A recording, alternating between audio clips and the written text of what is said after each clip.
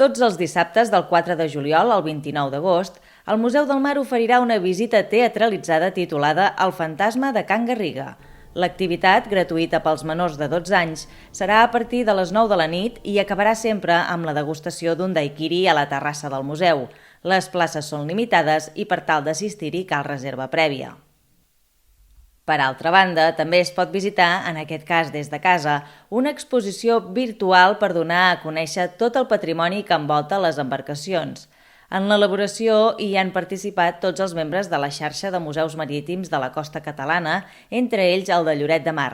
S'hi pot trobar informació, per exemple, de la gastronomia, la música, les creences, la construcció, el patrimoni immoble o, fins i tot, de les festes populars relacionades amb la pesca i les embarcacions. En aquest apartat, l'exposició explica la regata de llaguts Samorra a Morra, que se celebra el 24 de juliol amb motiu de la Festa Major de Lloret de Mar.